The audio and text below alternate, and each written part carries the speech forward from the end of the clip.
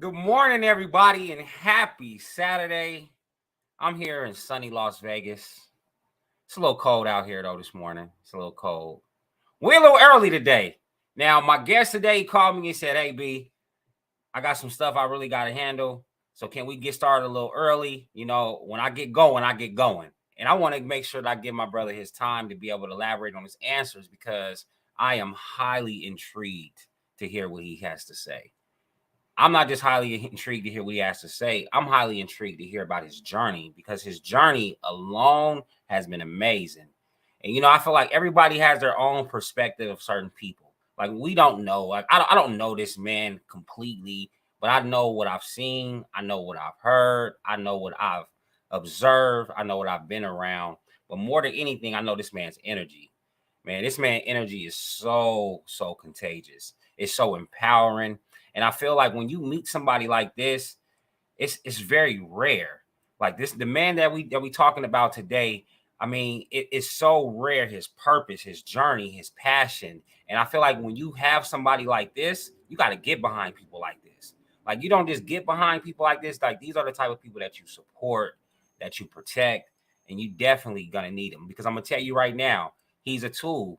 He's definitely a tool. When things pop off, I was telling somebody the other day. I said if anything ever happened I said, I don't care what everybody else's accolades are.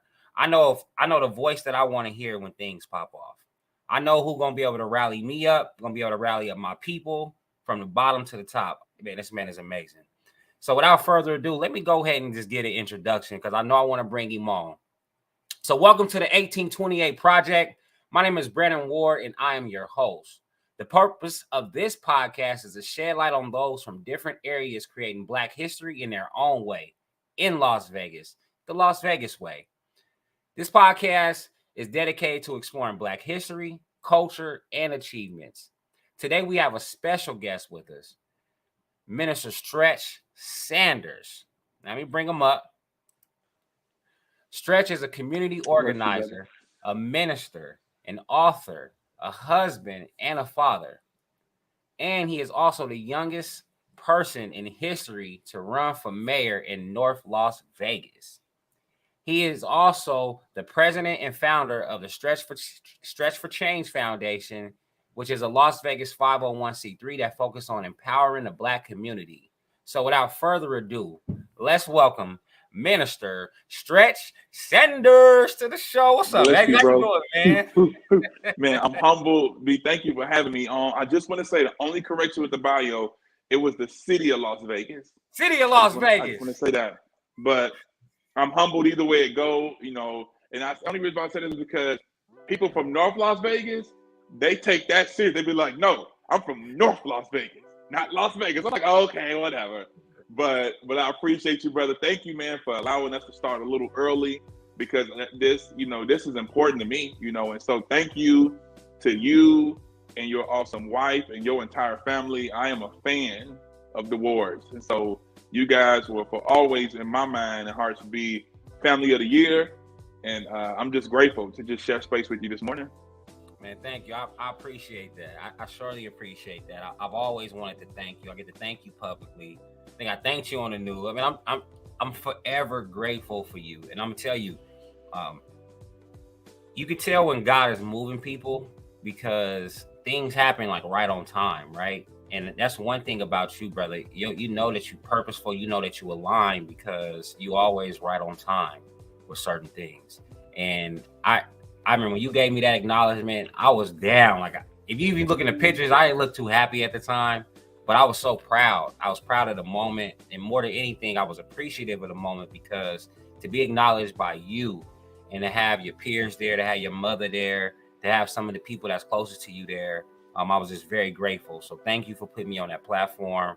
Thank you for putting me in front of that monumental location, and just thank you for just acknowledging me, man. I appreciate that. You Man, brother, amazing. I appreciate you, man. Thank you, brother. I appreciate you. And You know, congratulations again on that and all that you guys are doing. thank It's you. huge. Thank you. But this ain't about me, man.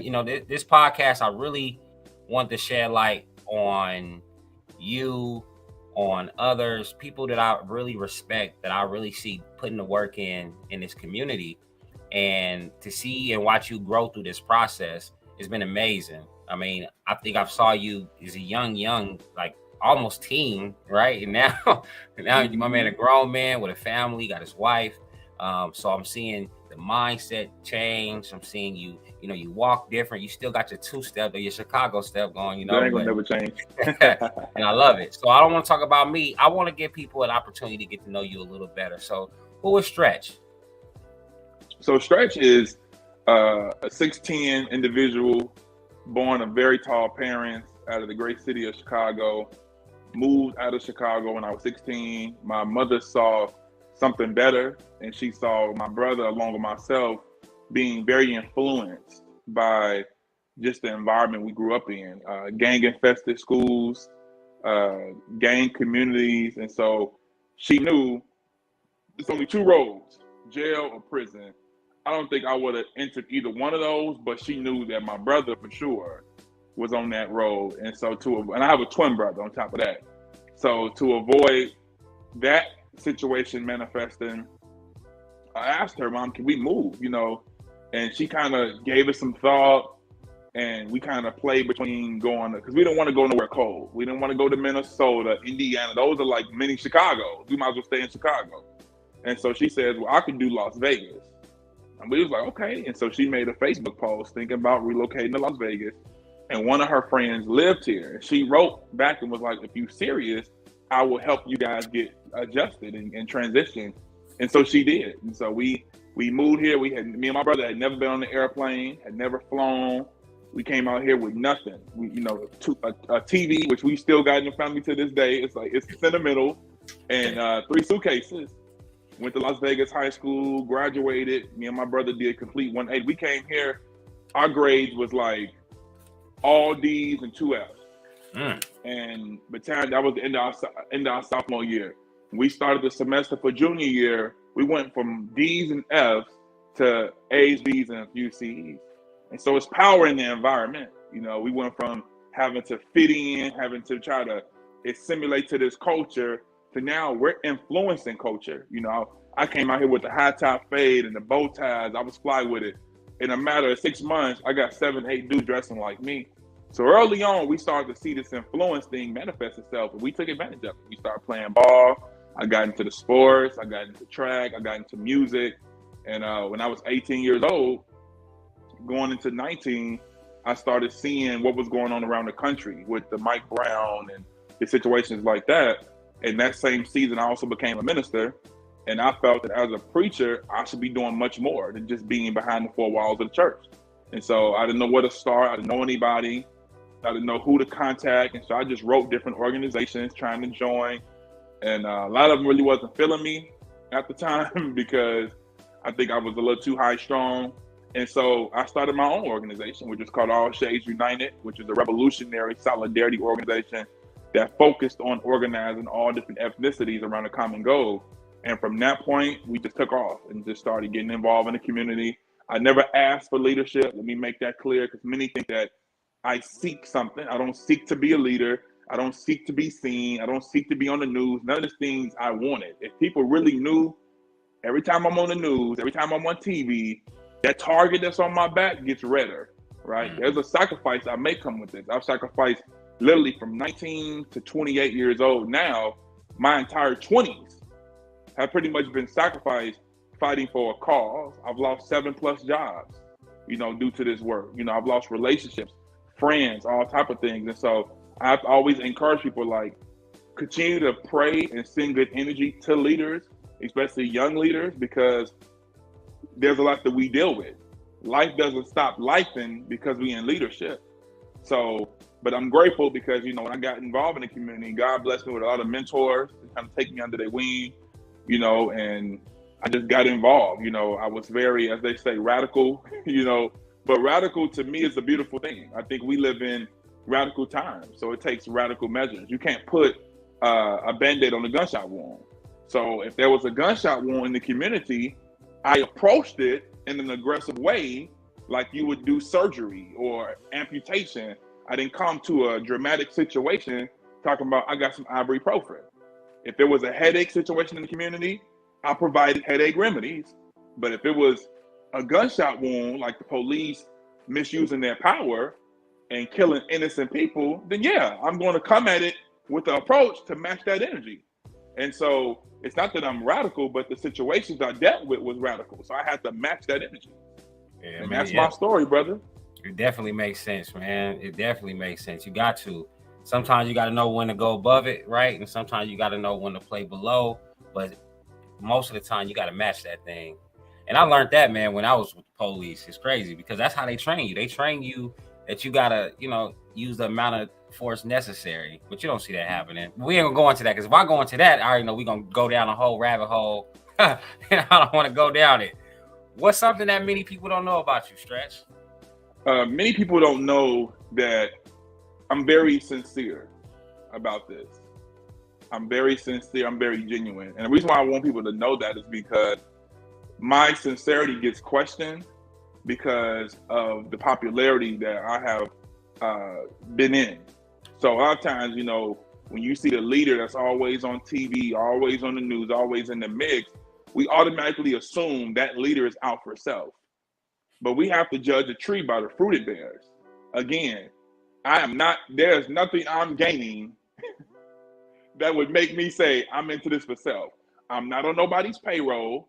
I've been doing this for 9 years. It's not one organization that can say they have me on payroll. So the work you see me doing is volunteer basis.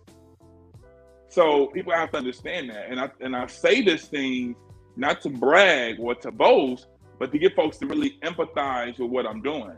I'm very sincere. I'm very genuine because I care.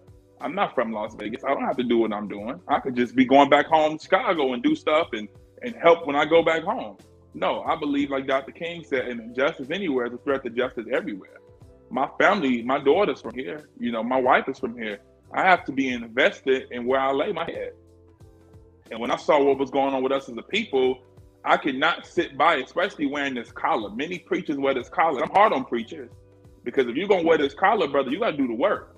It's more than just preaching.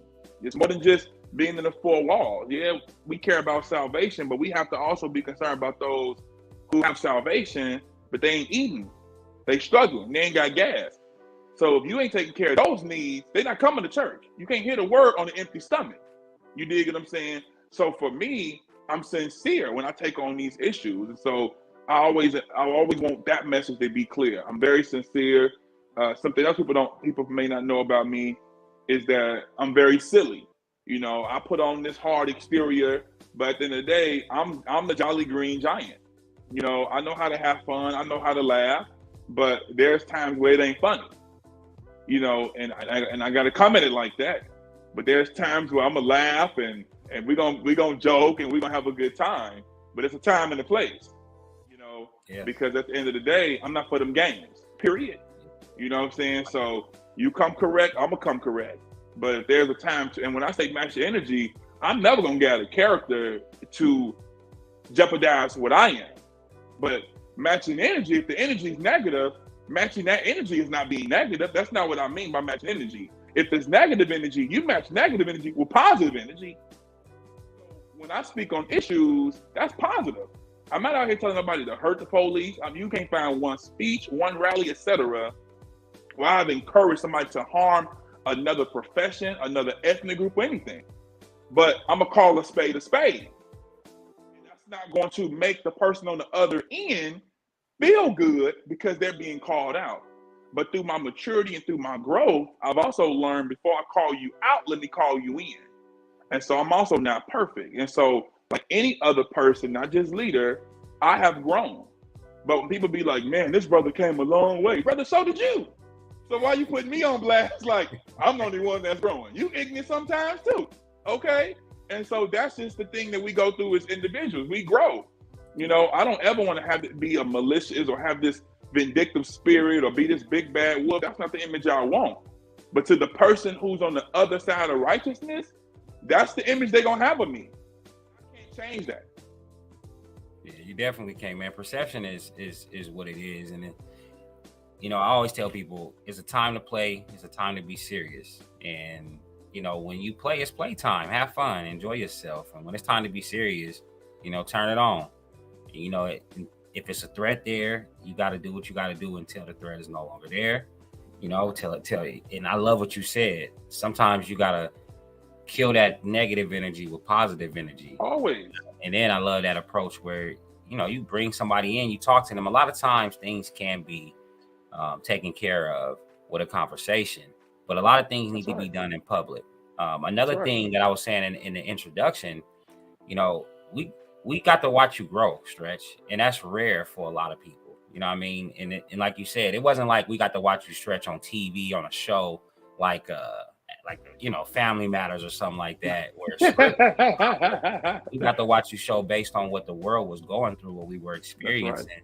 At times when emotions were high, at times when people were just lost and they needed some hope. And I seen you get them that hope. So, you know, your journey, man, your walk is greater than everybody else's. There's nobody that I know who has your path, and there's no one who's duplicating your path. It's your path. And honestly, God chose you. You perfect for it. It's like when you see a linebacker we'll just say basketball. It's like you see a big center, right? You expect to see him as a center sitting up under the court. You don't expect to see him bringing the ball down the court. Right. So I think that God has placed you perfectly in your position. And I'm just proud to know you, brother, because the work that I've seen you do, and even for you to acknowledge me, it's just amazing, bro. Let me ask you this. What does creating Black history in Las Vegas mean to you? Great question. Creating Black history to me means us first. Before you can create, you first got to know what was already created. So if anybody that follows me on social media know I post and promote Black History 365 because there is nothing new under the sun. I stand on the shoulders of the Ruby Duncans, the Mary Wesleys, the Bob Baileys, the Charles Kellers, the Charles West, the Luberta Johnsons, you know, the Wyndham P. Williams, all these individuals, living and deceased, I stand on their shoulders. And so it's important for me to know what was done in Las Vegas. And so before I even started really doing a lot of the work I'm doing today, I studied, because a lot of times I put my foot in my mouth. I was saying, Vegas should be doing this.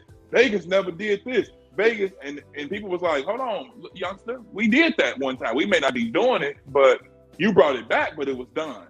And that told me to say, okay, Stretch, do your homework. Because you can't be out here saying what ain't been done and you don't know, right? So creating Black history means, first of all, knowing what existed already and then building up off it. And what that looks like in application is dare to be different. Dare to be different.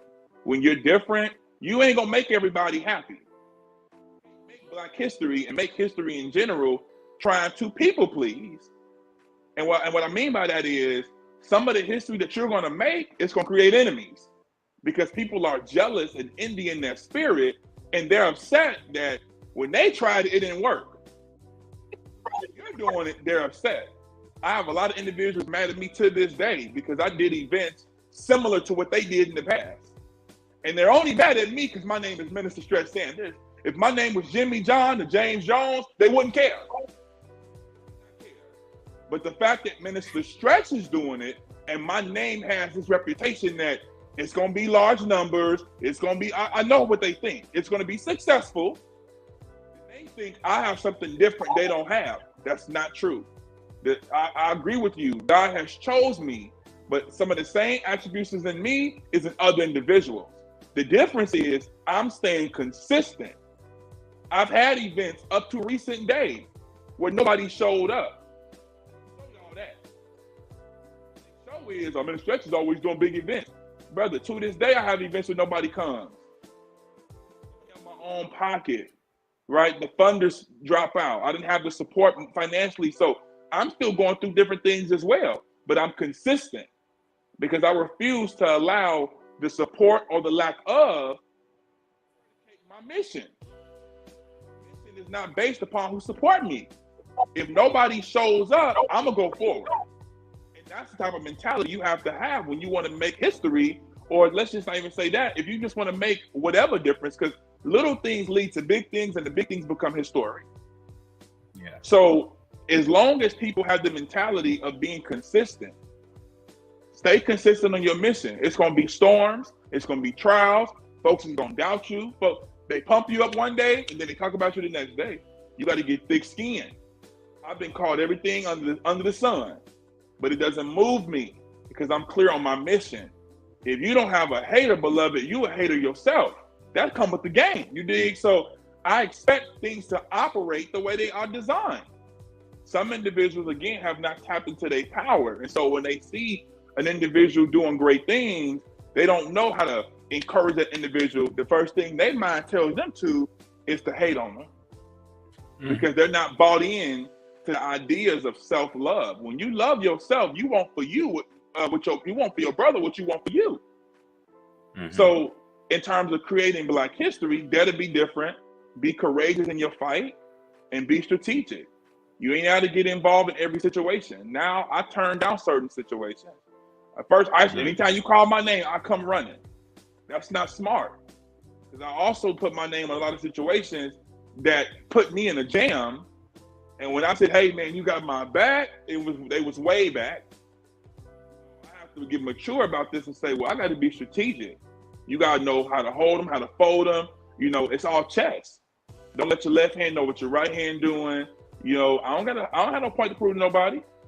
So if you see me, you see me. If you don't, you don't. Hey, where Minister Stretch at? Nah, where he at? Yeah, he supposed to be an activist. You don't ever see him on this situation. That's okay. Because my mission ain't based upon your thoughts. Right. I got to be strategic. And so those are some of the things I think that you have to have in terms of trying to make history. No, I love it, man. And I think you touched on something.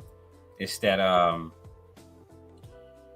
so right now I see so much opportunity. And you know, I've known people in the past who maybe they've wanted to fight, maybe they've had the desire to step up, but for some reason they didn't have the grit, right? Or they didn't have the courage, right? I mean, think about it. It takes courage to do what you do. And even the people who did it before you, for them to do what they did, it took them to have courage, and they had to do it a certain type of way. I think you did it your way. And I think when you do it your way, you attract a different type of audience and different people. One person cannot do the same. I mean, can't just do the one thing. It's got to be many of people doing that one thing because we all hear people differently. We all, you know, everybody follow people differently. Everybody got different genres that they like. It's like music. Some people like hip hop. Some people hate it. Some people like R&B. Some people hate it. Some people like country. Some people love country, right? Some people hate it. It's just kind of like you just got to figure out, how do I find the one person who's able to be influential enough to deliver this message and to help make us progressive on this cause. It's not for everybody. It's not for the most highly educated college read and say all the big words, bro. I know people who not gonna follow none of that stuff, right? That's right. And then I know some people who ignorant as well that just not gonna follow some people because they're not ignorant. So you just got to be able to. You just got to really be able to find your pocket. And I just think you found your pocket.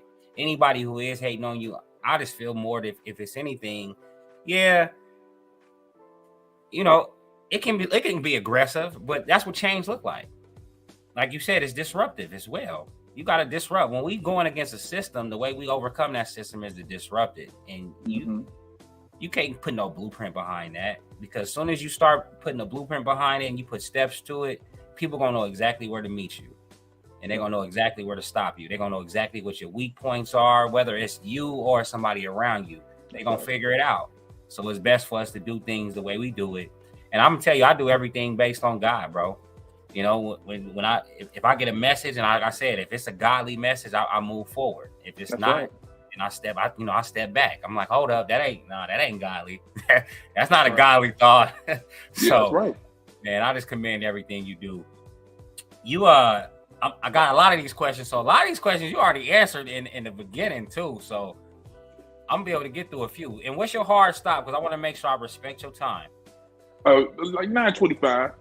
All right, perfect. So we got 20 minutes. Can you speak on your goals and mission of the goals and the mission of the Stretch Change Foundation and New Era Las Vegas?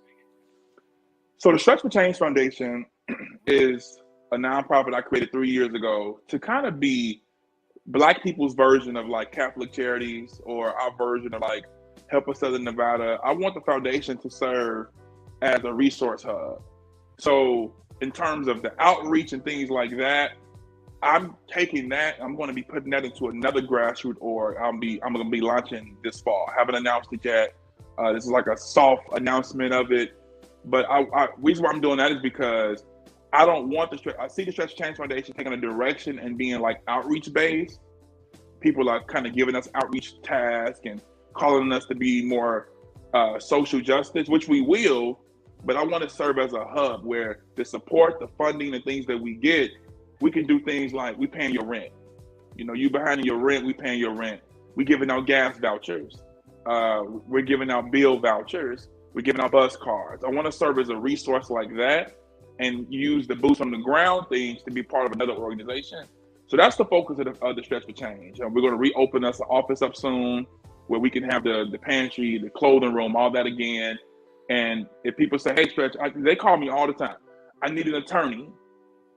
I need somebody to help me with this case. And I don't take on every case as a spokesperson.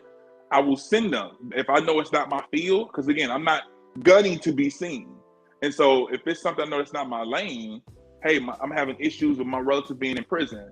I know, okay, call Leslie Turner with Mass Liberation. That's what they do. They're a mass incarceration organization. So the foundation is already doing the type of delegating. I just want to kind of condense it and really make it solid where people know if you need anything that has to do with social justice, looking for an attorney, looking for people to jump on your case, learning how to organize certain things, being able to research, get in contact with certain elected officials, that is what the foundation will do. You know, so you having a problem, you call a hotline, we take this issue down, and then we pretty much set up a call and kind of put you in touch with the right people in the right organizations. I want to just be able to funnel. If you're struggling with rent, you come down, give us the information, we pay the rent up to 2 months, things like that. I want to deal with issues like that. As far as New Era Las Vegas is concerned, I resigned as the president and a member back in May. I had took some time, took a sabbatical to take care of my family, and there was just some disagreements among myself and our national leadership with the way I chose to step down. And so I just decided to just leave the group entirely and just focus on the foundation. And this fall, myself along with some wonderful organizers are going to be launching a new grassroots organization this fall. So as of now, we're not releasing the name or any strong details, but it's on. That's very interesting to hear. And when we meet, I will go more in detail about that. I want to ask you this as well. So based on the two foundations, what impact have you seen so far? So, I was the president of New Era Las Vegas for, this has been my 4th year, if I wouldn't have stepped back last May. And even now, I'm seeing with New Era Las Vegas, I'm a product of New Era Las Vegas. And New Era Las Vegas is a product of me. I'm the founding president of that organization. And so when New Era Las Vegas stepped on the scene, we gave a new we redefined and we gave a new definition and we gave a new outlook on what it means to take responsibility of your community. We didn't see Fresh and Less and the old Bilo selling bad meat and say, hey, we're going to do these certain calls. No, we went to them directly and said, this is a no-go, right? Different things like that. And again, and some of the things we did, you may not ever see us reduplicate. We don't have to, right? Some things can be, okay, we did it. You got the point. You got the message. And now the ball roll. We forced that business to change their name, their license, their whole giddy up. So that put a message out. Yeah. We got a lot of emails from a lot of people that said, hey, it was this one store that was selling the same thing. And before I can contact y'all, I came and they was dumping out old stuff that they had. Right. So New Era put out that message that nobody wanted to deal with the repercussions of having 30 plus black people coming in your store saying either you're gonna take it off the shelf or we packing it up. Right. So that was historic, right? Stretch for Change Foundation as well, along with myself, we hosted in New Era, we hosted the largest protest in terms for Black lives or the movement in Las Vegas. I mean, 6,000 people crammed into Doolittle Park. Not a fight, not an argument, not anything negative. I was getting calls from the governor's office all the way down to chief police, like, what you doing? What's the plan? I'm like, listen, we gonna be all right. Thank you for the call, but that was historic, right? That was historic. And a lot of legislation, a lot of triple and ripple effects came after that. Again, we're not taking the credit saying that us with that one protest got change done, but that led to a lot of conversations. A lot of people was forced to be in the same space who would have never met. You had over 2,000 white folks with their fists in the air on the West Side. That's never happened. Right. Since then. So we've had an impact. We've had some great strides, but we're not comfortable. I know myself, and now I can only speak for Stretch for Change. We're not crossing our feet and putting our hands behind our neck. The work continues. We just now know to be strategic, to be selective, but to stay consistent in all that we do in terms of fighting for the progression, the uplift, and the liberation of African Black people, as well as all oppressed people throughout the state. Sir. Okay, and I'm glad you said you spoke on the Black Lives Matter rally. Can you talk about your experience organizing it, and and then what it meant to you and the community? Like, what do you think it meant to you and to the community? So that was one of the best events I've ever organized. Yes, ever. sir. The first one I organized of that nature was for Sandra Bland. 30 people showed up. Me, my mother, and the other 28 folks. It was 2 white guys, and the other 26 was Hispanics, our brown brothers and sisters. And I remember I was grateful that some showed up, but I remember sitting in the car being so embarrassed because I just wasn't, at 19, I thought that when you throw a flyer out, folks just come. Right? It just goes viral. I didn't know, people not going to show up. And I remember being like, Mama, what did we do wrong? No news came. It was just like, dang, I'm embarrassed. And so to have literally 5 years later, the Sandra Bland thing we did was August 2015. The George Floyd was June 2020. So almost 5 years to the day, 6,000. I remember when I put it out, it had 1,000 going. And I kept refreshing it like, this is not real. It got to 3,000 and William McCurdy called me. He said, Stretch, this thing getting big. I say, oh man, what? So I had reached out to certain leaders that had originally declined to be a part of the program. They did what? They had declined. Okay, yeah, I just wanted you to say that. Program. And once the momentum kicked off, they called me back. They did what? They called you back? You said they called you back. They called me back and was like, we just playing. We can't do it. April Fools. Which it was like, that's fine. And we kept it moving. I let them be on the program. And when it got to the point where the death threats started rolling in, one of my homegirls called me. She said, Stretch, I see this page where these different organizers, Proud Boys, and whoever are talking about they're going to come to this Black Lives Matter rally at Doolittle and they're going to attack the leader. So I said, oh, no, you're not. And so, I've always carried security, but that day we beefed it up and we came to that park. We shout out to Abundant Life Church. They allowed us to use their church as a secret hideout where, that was only people who was part of the program knew that location. They knew that was for dignitaries and people on the program. And we had a guy watching the park. We had a guy watching the cars the entire time. I had a guy that when you pulled in, he took your name and it took a picture of your license plate. I mean, it was all just organized to science. Mind you, I put this together in 5 days. Stage, I called Kelly J. I said, I need you to come, that's my DJ. I need you to come pull up. She's like, I'm there. it just came together. It just came together. And once the momentum took off, again, a lot of the people that was on the program started reaching out. Like, hey, again, I'm sorry. My schedule actually is clear. I'm actually not going to be in Carson City, right? So folks started calling in, and it came together. We pull up, and I remember being like, is this like what it felt to get the Million Man March? Like, what is this?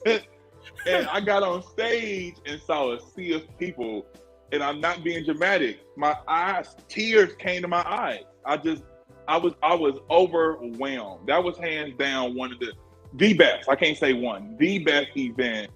And it showed me I'll probably ever in this lifetime, maybe for a while, live to see something like that in Las Vegas again. That was just too authentic. Something you just can't duplicate, right? We may have 6,000. It wasn't just the 6,000.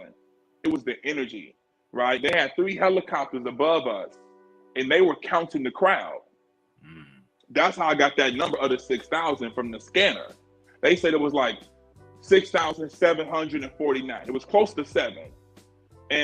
But I didn't know that. But I knew being on stage when I couldn't see no grass, and folks were sitting on the playground structure and sitting on in the trees. We got pictures of people tree climbing, real life on the tree. And I just being like, God, you are so good, because I felt like for once in my life, we had an opportunity to see hope in motion, right? To see what's possible. I can't take full credit for that, because God used me as a vessel. If it wasn't for the people that was moved to come, it would have never happened. But speaking to me as an organizer, I was proud of myself, because there were many days, and even now, where I doubt if what I'm doing is enough. You know, is it successful? Sometimes I feel like I should be a lot further along in this movement than what I am. And so I'm constantly in doubt mode. And so to see that event come into play, it just reminded me of like, we can do this, right? Despite what people say and think, we can do this. A lot of individuals I still roll with to this day, I met at that rally. You know, that rally jump-started a lot of folks' career into activism. And we were going to march. And my security whispered in my ear, he said, Stretch, don't move this crowd. He said, you'll have a disaster. It's too big. And a lot of folks was upset because they wanted to march. And that was my moment as a leader to make a hard choice to say, on the mic, we're not going to march. And you heard everybody go, right? But the energy was so high. We brought the march experience to the park. And y'all have been marching through the West Side. That ain't what we want. Which, hypothetically, we were going to do that when I thought 100 to 30 was coming, right? Not 6,000. Like people, when I pulled on MLK, folks was parked all the way like on Bonanza and H. Wow. And I remember saying, like, they having a church revival? I'm pulling up, passing Mario's field. I mean, Matt Kelly, the library. I'm like, where are these people going? I had no idea they were coming. And my security was like, so you do know you can't do no meet and greet, can't shake no hands. And I was like, what? And I remember being hurt, because I'm very personal. I like to thank people for coming. I walk around. That's just my thing. And they was like, whoever has been threatening you can be here. So we need you to, and that to me was hard, you know, because that's that sincerity in me. Like, I wanted to thank people, like, man, you could have been anywhere, bro. You came out. All of us didn't come out for the same reasons, but you came. And anybody who had ulterior motives, when they got done hearing the speakers and the drumming and the music, you left better. Like, I don't care what brought you there. If my enemies were there, they left reformed. Love was too strong, bro. It was. And I saw people pulling up, mad dogging me. And afterwards, you know, we didn't get a chance to greet, but I saw the energy was different. It could have been that, or it could have been I had 10 people up on me. My security was like, I'm like, bro, that's my mom. But so the security portion is important. And I know that's common. That'd be a common challenge, right? Can you share some of the other challenges that you faced as a community organizer and how you've overcame them? So the security piece is challenging, because I have to be selective on what events. Sometimes my security is not available. So a lot of times when you guys don't see me at certain events, it's because of that. Some events, depending on what it is, I'll go without security. if I feel the energy is different. But if it's a panel discussion, if it's a march, if it's a rally, things of that nature, I'm bringing security just because I know that I'm going to say something that can potentially offend somebody. And we do live in a world where people will try to take your life based upon that offense. Yeah. And so that's one of the challenges. The biggest, besides that one, obviously, is financially, right? It's hard to get jobs. People don't want me to work for them because they don't want to be attached with not who I am today, but who I was yesterday. There are a lot of individuals still walking around mad about something I said 10 years ago, when I didn't believe in voting, and, when I was a little more, I didn't know how to really guide my passion in the right way. And the thing too, I don't make no apologies about it, right? Just like they don't make apologies for their past. It's just the difference that people have saw me grow up in public, right? But if I knew your skeletons and your flaws, you would want that same grace as well. And so I'm unapologetic about it. I was 19. What do you expect? What 19-year-old that's gonna get it all right? Of course I'm gonna say things that may offend. Of course, you live and you learn, right? But it took me time for God to work things in me to say, maybe you shouldn't say their name, or maybe you shouldn't do certain things a certain way. So I suffered, my family has suffered. And, but you know what, B, not to deflect off the question, but I don't even give that stuff, I don't even give it energy, because I feel like if I focus on the price, bro, you overlook the prize. There's a prize I'm trying to win. I can't care about no prize. I'm not the first activist to suffer. I'm not the first activist to lose a job. I'm not the first person to be threatened. That's come with the territory. Now, if I knew all of this was going to happen at 19, I wouldn't have done it, right? I'd have been like, I'm cool on that. I'll stick to ball, stick to college. But that's how God works. He knows that if he give us the full shabam, a lot of us are going to see that mountain and assume we can't climb up it, not knowing if because of 2023 or whatever year it is, mountains got elevators now. You ain't got to climb them. Just go on around to the back and take the elevator on up. But because you see that mountain and you automatically panic, you're not knowing that God has already had the rescue plan on the other side of the mountain. So I just try to focus on the rescue plans, focus on the solutions, but it's hard. I will be lying if I tell you being blackballed, being ostracized, people working against me. I'm on programs today. The next day I get a call saying, actually, they double booked or they went with somebody else, and people working against me. And it's hard, a lot, but I take responsibility that some of the things I've dealt with, I'm open to the fact that some things I brought upon myself, and I can accept that. A lot of individuals don't want to be real with themselves.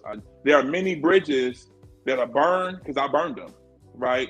And I'm intentional with rebuilding them, but there are some bridges I want to keep burned because I just don't respect that bridge. And so I don't have no desire to rebuild it. But there are several bridges that I am intentional with rebuilding. I had, and I can share this publicly, I had some tension among myself along with former Commissioner Lawrence Weekly. And as of recently, I reached out to him.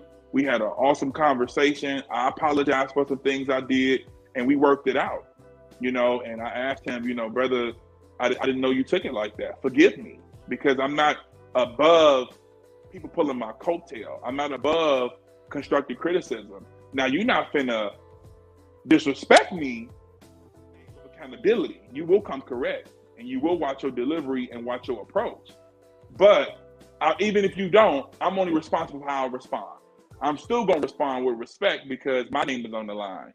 I'm just not gonna fool with you. But with former Commissioner Weekly, we worked it out, and I let him know, brother, I was young.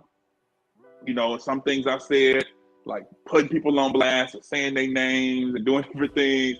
Yeah, in hindsight, I probably wouldn't go about it like that. I probably will call you in first before I call you out. But that just took my own maturity to say, I want to make certain things right. So I'm not playing the victim, and I don't want people to think that, this life of suffering that sometimes comes with activism, I'm just like, oh my God, what's going on? No, I know certain things I did. I see the clock, but we good. We can go to 5 more minutes. Certain things I did, I understand that it was due to certain choices I made. And so I got to own that. I can't play victim. I can't play the blame game. But I also say, a youngster, I'm still young. There's people that don't like me 20 years older than me. You can't dislike somebody that's in their 20s. It just doesn't work like that. Like, Right. oh, like Minister Stretch, Brody, you 60. Like, I'm nephew to you. You don't get to cut a youngster off. Did these people ever come talk to you? That's my question. Did they come No. talk to you? Because that's my thing. I'm listening to what you're saying, and I just heard what you said even about Mr. Lawrence Weekly, Dr. Weekly. You said y'all had a conversation, and that was all it took, right? That was all it took. That's all it took. And I want brothers, I want sisters. I just want everybody to know that. Like, a lot of times when we do have like some animosity, or not even animosity, it's just some differences between us and somebody else. Let's talk. A lot of times we just need to have a conversation, and then you end up learning during that conversation that there's a lot of misunderstanding. You know, you don't understand why I said what I said. What was my passion behind it? What was I going through? What was my family experiencing? Right? And why is this passionate to me? Right? Because you think about it, when somebody around you that you love is hurt, you willing to go to fight for them, right? It's like, I'm going to fight for these people. And sometimes that's just the approach that we have. But when you have a conversation and you understand that's where people come from, you're like, I get it. Because that what was not that important to me could have been the only thing you was focused on during that time. That was your mission. That's what God put you on. And look, I'm taking it full-fledged. Like, people, you ever have somebody tell you take it too serious? Well, it's a serious mission for me. This is I'm not just playing around. I'm not here just having fun. It's not a hobby of mine. God put this on my heart. This is what I need to do. So, man, I commend you. That shows maturity. Another thing that you were saying, and this is for a lot of young people who are coming up, and I've learned this along the way, is it's a chess game. Like, yeah, we can be bold, but a lot of times we can just check in, right? A lot of these elders, it's not the fact that they want to tell us what to do. It's not the fact that they want to control us, but they do want to have a conversation with us. Like, you know, sometimes they just want to say, yeah, you know, we did that. You should do it this way. All right, thank you. I'm going to take your advice, right? Some things you might say a whole bunch of BS, and I'm like, I ain't doing that. I ain't doing that. I'll do that.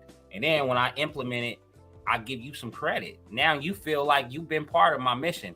And I think that's what has helped me along my elevation along the way, is just knowing how to deal with people, man. Treating people the way they want to be treated, and then knowing that if it's gonna take a long time, then I'm prepared for that, right? I'm not expecting for me to plant the seed and for the flower to grow right away. No, it's probably gonna take about a month of me going back and me, you know, watering it.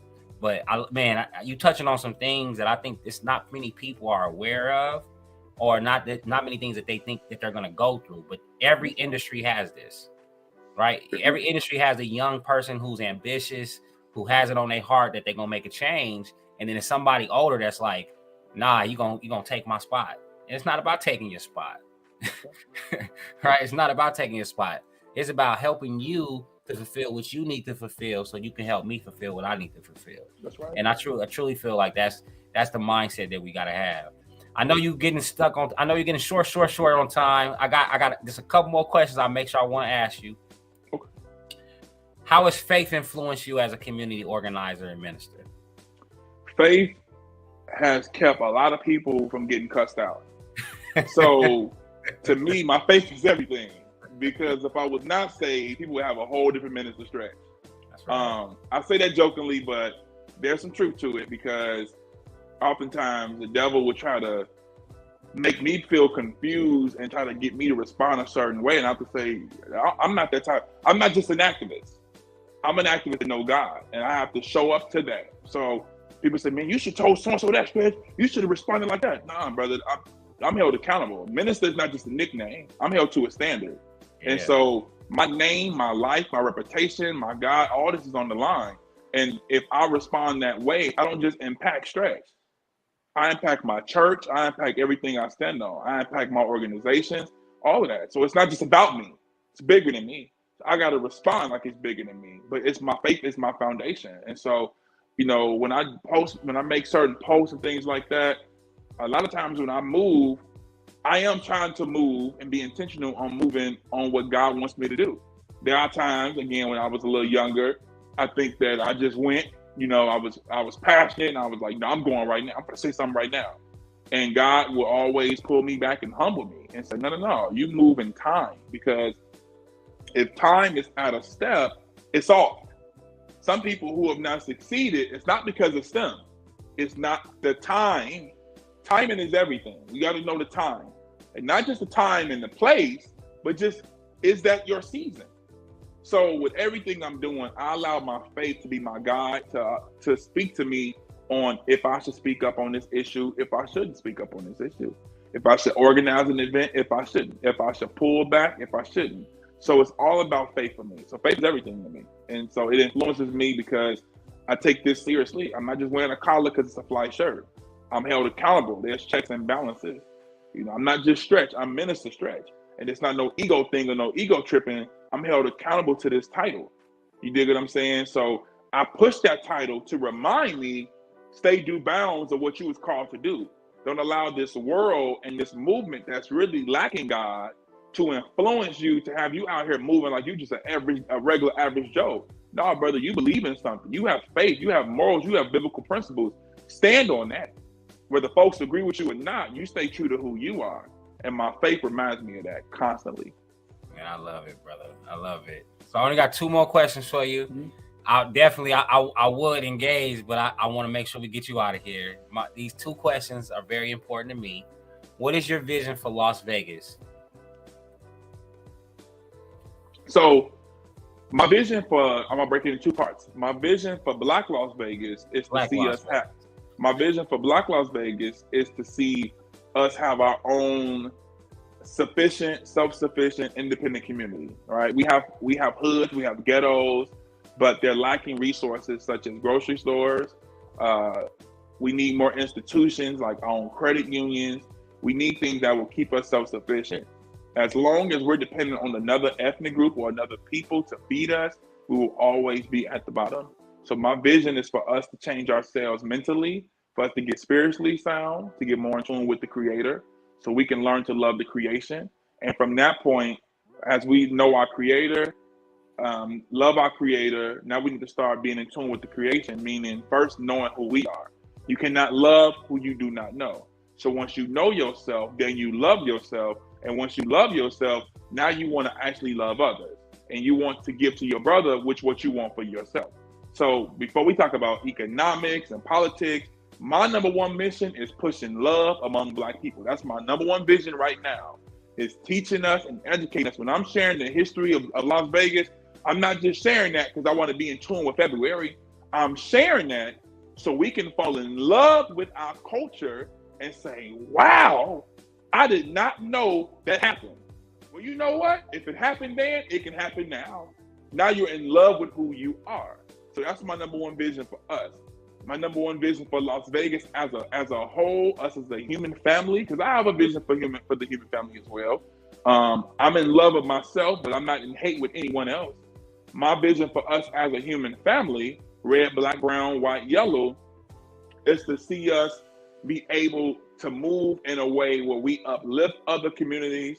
We're not trying to assimilate to another community. We're not judging that community being in tune with themselves, but we're using the power we have to help other communities grow. We are so much stronger together than apart. And that goes for us as a human family and us as a Black family. And I believe that if we learn how to work in unison and harmony, not being one, or, Black people are not monolithic and the human family is not either. So we don't have to have this, well, we only got to have one of everything. But no, we can have multiple folks doing the same thing. When you go into Smith's, you see 7, 8 brands of bread, 7, 8 brands of honey, 7, 8 brands of water and everything else. Gas station next to another gas station. They're not lacking. They're both succeeding. So there's enough for us to all eat. So I think for us as a people and us as a human group in this city, my vision in closing is to see us work with each other. We got to work together and we got to put the egos down. I have to put mine down. I have to realize it's not about Minister Stretch. It's not about me. It's not about us. It's about us as a whole.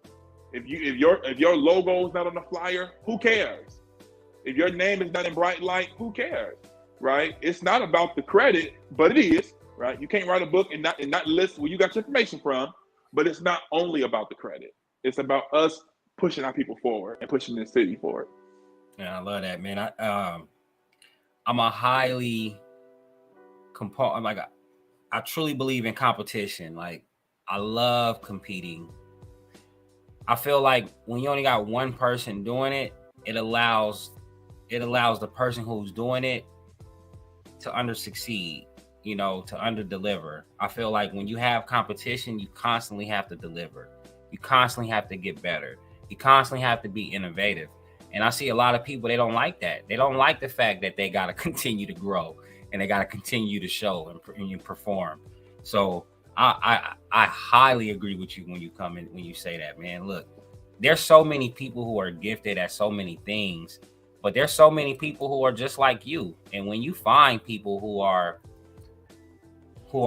in that, I'll say, when you find people in that community, when you find people within that tribe, the thing is, you're going to find a lot of people who are good and talented at the same things that you're good at.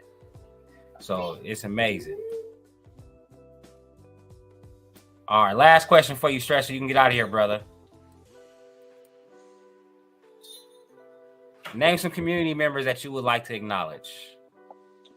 I want to first acknowledge my long-term mentor, Dr. Al Gurrier, also known as Dr. G.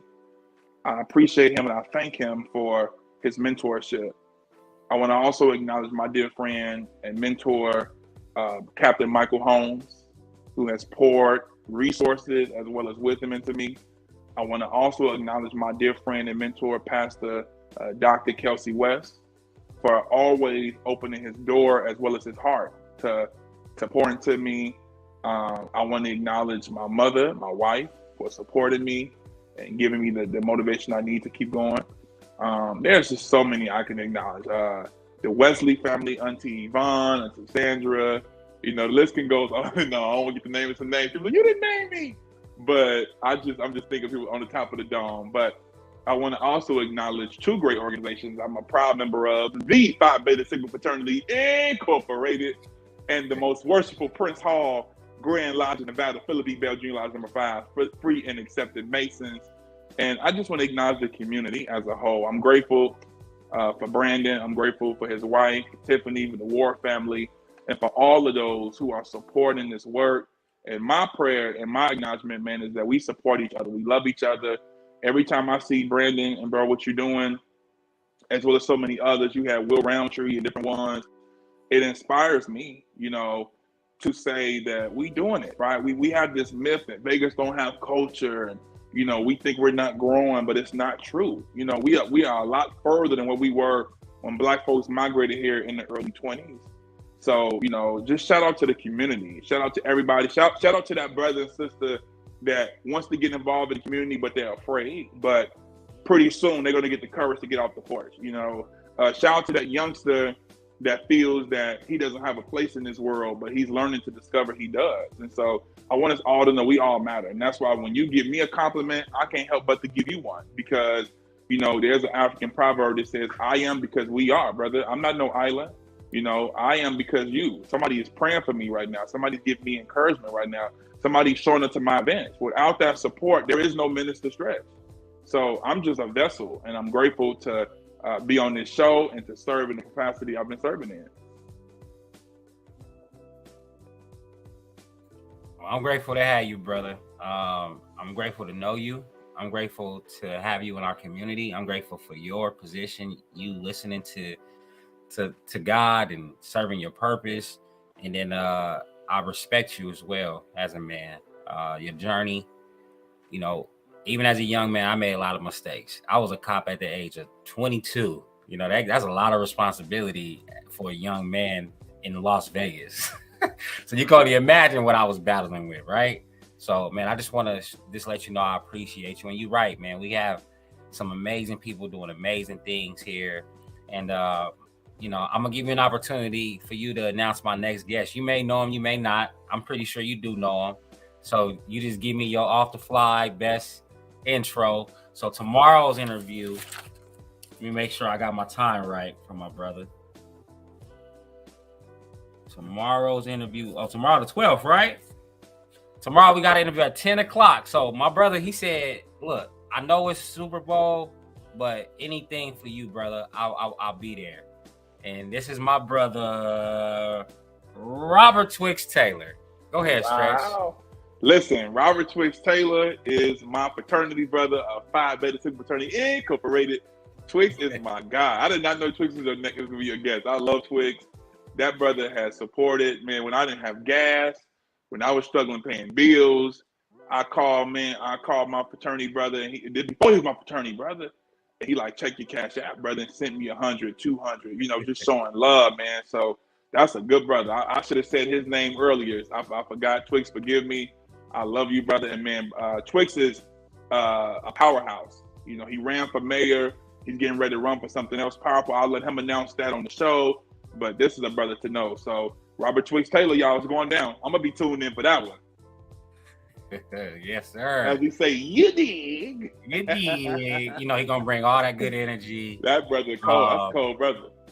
If you didn't hear yesterday's last night's, I had on Kelsey West. Make sure you go back and you listen to it. Stretch. Kelsey West, he actually did your introduction. I think this is just good for you to hear how another black man sees you in the community, how they respect you, how they adore you. Same thing you said to Twix. So I'm gonna tell Twix to do the same thing. Go and hear how Stretch introduced you, because I love you, brother. And I know that my mentor told me, he said, make sure that we tell each other that we love each other. We cannot shy away from that word. I used to be, back in the days, I would have easily called you my ninja, right? Mm-hmm. Right? I love you, brother. So I appreciate you, bro. And I'm going to continue to support you. That message that I sent to you was sincere, what I said to you.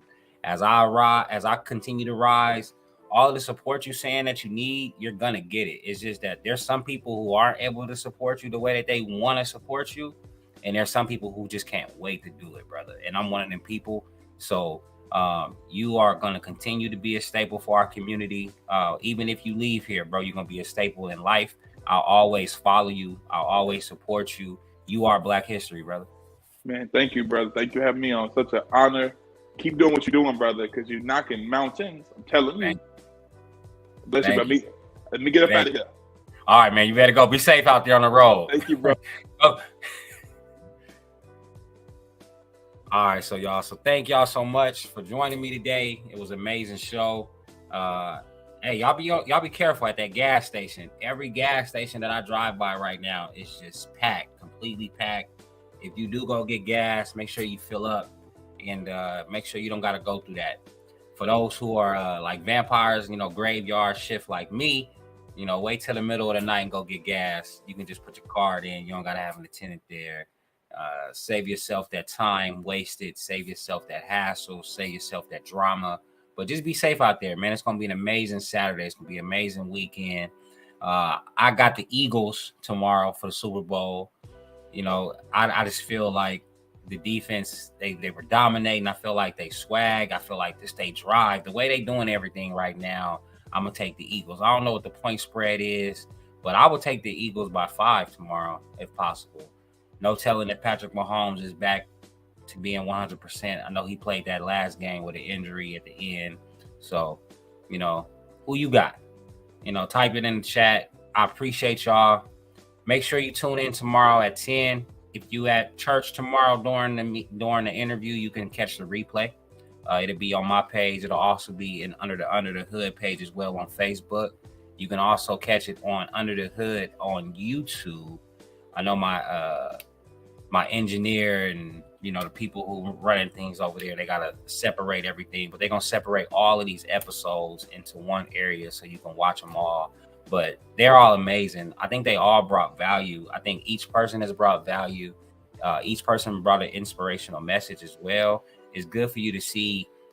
It's just good for you to see brothers and sisters doing things in our community. I love that I was able to lead it off with Lady AK, because for some reason, man, I've sent out this application to many men and women. For some reason, only the men have really been responding back. Like the women respond, but they make it seem like it's an inconvenience to do the feedback form. Don't think it's an inconvenience. I promise you. What I do with that feedback form, with that form, is I tailor all the questions based on your accolades, based on your history, based on your bio, everything that you've done. Another thing is, I want to promote you. I want your face on there as well. And then there's also a few things that you got to mark off, some some legal things, like it's okay for me to market your picture. It's okay for me to display this interview and your words. So look, if I sent you the information, please fill it out. I only got about 6 more spots remaining. I got about 3 people who've reached out. I got about 3 people who sent in the form, but they didn't plan the day and the time. So, just make the connection with me. I've been pretty busy. If you want to be on the show, please make the effort to contact me. Please don't have me chasing you down. I know that many of y'all deserve it. I've reached out to many people. And then there's some people that I haven't reached out to as well. I don't mind bringing people on the show that I'm not aware of, and they can get acknowledgement as well. But with that being said, man, thank you to Minister Stretch and all the work that he does. Like I was telling everybody, this is somebody that we need to support. We need to get behind. Like people just need to be loved, man. I'm telling you, even when you're a leader, when you have an event and people don't show up, it make you feel some type of way, man. It ain't just making you feel some type of way. It hurts your feelings, especially when you feel as if you're doing something to empower the community. If you feel like you're doing something to empower the people, and but sometimes it can be our marketing, sometimes it can be our messaging. It could be a lot of things that go in play. But more than anything, look, if you hear about some type of community event and it's a good event, it's righteous, support it. I look forward to my interview tomorrow with Twix. All right, I'm out.